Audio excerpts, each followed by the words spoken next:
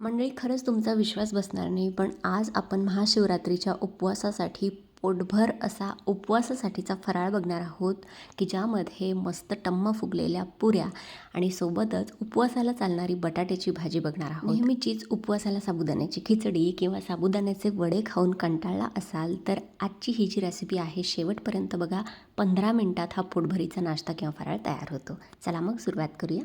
तर सगळ्यात अगोदर या उपवासाच्या पुऱ्या बनवण्यासाठी मी इथे अर्धा कप साबुदाणा घेतलेला आहे. जेवढं प्रमाण तुम्हाला हवं आहे, जास्त किंवा कमी, तेवढा साबुदाणा तुम्ही इथे घेऊ शकता. आता हा जो साबुदाणा आहे सगळ्यात अगोदर आपण कढईमध्ये भाजून घेणार आहोत. कढई आधीच गरम करायला ठेवली होती. लो टू मीडियम फ्लेमवरती आपल्याला 5 ते 6 मिनटं हा साबुदाणा मस्त लो टू मीडियम फ्लेमवर भाजून घ्यायचा आहे. खूप जास्त हाय फ्लेमवर भाजू नका, नाहीतर मग साबुदाण्याला काळे डाग पडतील आणि मग आपल्या पुरीचा रंगसुद्धा त्यामुळे बदलू शकतो. साबुदाणा भाजायला सुरुवात झाली की हलकासा आपला साबुदाणा फुलायला लागतो, थोडासा आकार बदलतो. तर आता आपला साबुदाणा इथे भाजून तयार आहे. साबुदाणा पूर्णपणे थंड करून घ्यायचा आहे आणि मिक्सरला त्याची एकदम छान फाईन अशी जेवढी बारीक होईल तेवढी बारीक पावडर किंवा साबुदाण्याचं पीठ आपल्याला इथे तयार करून घ्यायचं आहे. आणि मंडळी, जर तुम्हाला इथे साबुदाण्याचं पीठ वापरायचं नसेल तर तुम्ही इथे भगरीचं पीठसुद्धा वापरू शकता. सेम याच पद्धतीने तुम्हाला भगरीचं पीठ तयार करून घ्यायचं आहे. आता साबुदाण्यामध्ये थोडेसे कण असू शकतात, म्हणून मी ही साबुदाण्याची पावडर किंवा साबुदाण्याचं पीठ इथे चाळून घेतलेलं आहे, म्हणजे याच्यामध्ये अजिबात कणी येणार नाही आणि आपल्या ज्या पुऱ्या आहेत त्या मस्त टम्म फुगतील. तर साबुदाण्याचं पीठ इथे तयार आहे. आता आपण याच्यामध्ये एक उकडलेला बटाटा अशा पद्धतीने किसून घालणार आहोत. तर बटाटा आपल्याला खूप जास्त घालायचा नाही आहे. जेवढं साबुदाण्याचं पीठ आहे तेवढा घातला किंवा त्यापेक्षाही थोडासा कमी घातला तरीही चालेल. मी जेवढं साबुदाण्याचं पीठ होतं 1 कप तेवढाच इथे उकडलेला बटाटा घातलेला आहे. त्यानंतर आपण इथे हिरवी मिरची घातलेली आहे बारीक चिरलेली आणि चवीनुसार मीठसुद्धा घातलेलं आहे. व्यवस्थितपणे आपल्याला सुरुवातीला पाणी न घालताच अशाच पद्धतीने बटाट्यामध्येच हे पीठ मळून घ्यायचं आहे. त्यानंतर अगदी थोडं थोडं, म्हणजे मी इथे चमच्यानी मोजून घेते आहे, कारण याच्यामध्ये बटाट्यामुळे मॉइश्चर खूप जास्त येतं आणि मग आपलं जे पीठ आहे, कणिक आहे, सैलसर होण्याची शक्यता असते.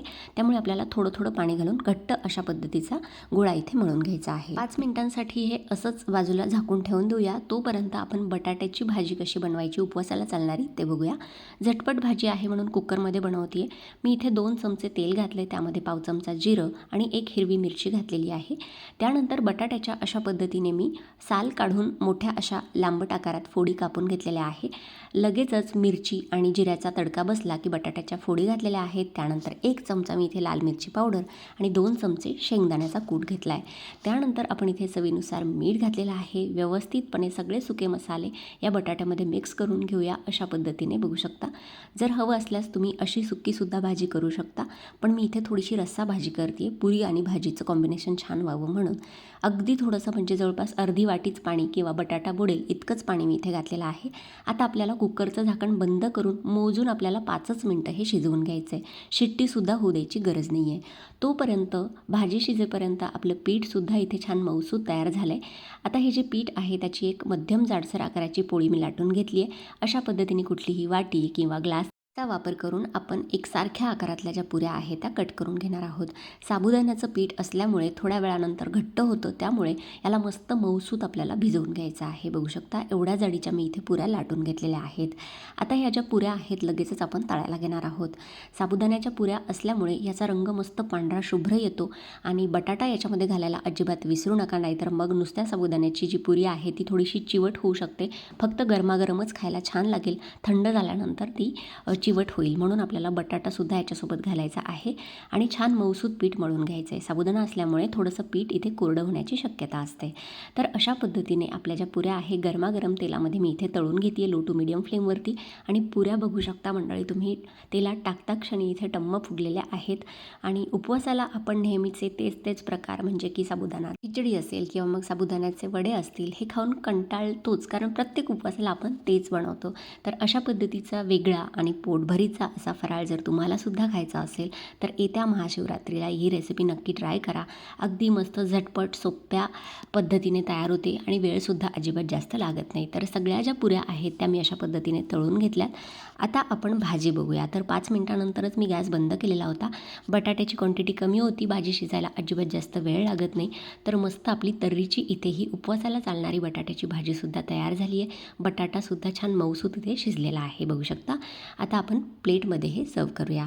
तर इथे बटाट्याची भाजी आणि पुऱ्या आपण प्लेटमध्ये काढून घेतल्यात. गरमागरम हा पोटभरीचा उपवासाला चालणारा फराळ तुम्हाला कसा वाटला मंडळी, ते मला कमेंट करून नक्की सांगा आणि ही रेसिपी तुम्हीसुद्धा नक्की करून बघा. आय होप आजचा जो व्हिडिओ आहे, रेसिपी आहे, तुम्हाला मनापासून आवडली असेल. थोडीशी युनिक आहे, वेगळी आहे. तर जर रेसिपी तुम्हाला मनापासून आवडली असेल तर या व्हिडिओला किंवा रेसिपीला लाईक करा, भरपूर या व्हिडिओला शेअर करा आणि असेच नवनवीन व्हिडिओज आपल्या चॅनलवरती बघण्यासाठी चविष्ट महाराष्ट्र या आपल्या मराठी यूट्यूब चॅनलला सबस्क्राईब करायलासुद्धा विसरू नका.